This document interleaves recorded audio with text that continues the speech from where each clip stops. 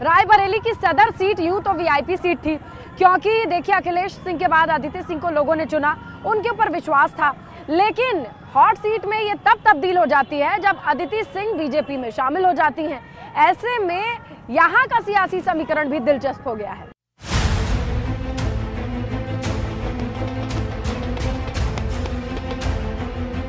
आजादी के बाद से कांग्रेस का मजबूत गढ़ रही रायबरेली में हम पहुंच गए थे, ये जानने कि कांग्रेस के किले में सेंध पहले ही लगाई जा चुकी है, लेकिन अब वो कितना मजबूत है। रायबरेली जिले में विधानसभा की 6 सीटें हैं।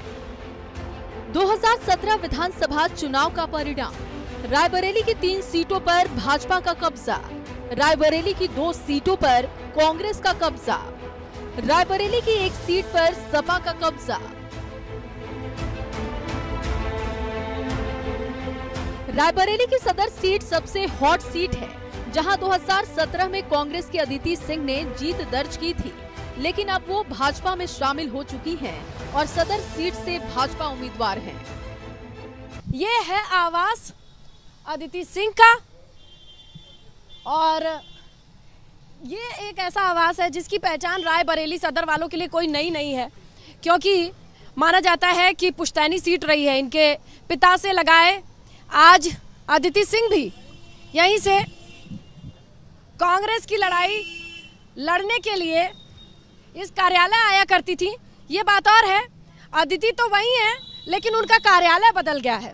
ये रहा जिला कांग्रेस कमेटी, यानी 4 कदम की दूरी पर अदिति के घर से तिलक भवन है, जो पहले ऑफिस हुआ करता था अदिति का, लेकिन अब ये जो पता है बदल गया है। अच्छा ये बताइए कि ओके कौन सी सरकार लगेगी आपको 2022 में? साइकिल। यहाँ की विधायक थी आपकी पंजे वाली अदिति जी, अब वो कमल में है, उनके साथ नहीं जाएंगी? नहीं। क्यों?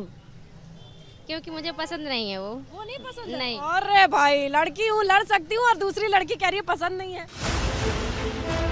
सदर इलाके के उस सुपरमार्केट में पहुंचे जो सियासी रंग में रंगा हुआ था।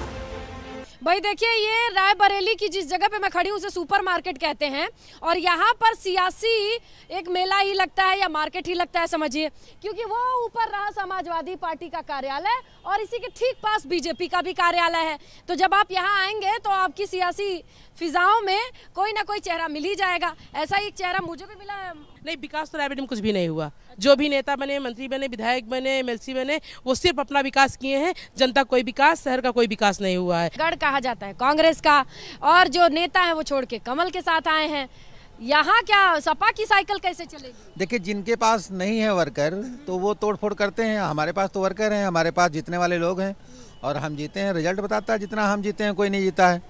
कोई असर नहीं। भारतीय जनता पार्टी 6 की 6 विधानसभा सीटें जीत रही है और पूरे उत्तर प्रदेश में 350 सीटें, 340 से 350 सीटें हम जीत के आ रहे हैं। रायबरेली में अदिति सिंह पिछली बार 90,000 वोटों से जीती थी, अब की बार 1 लाख पार।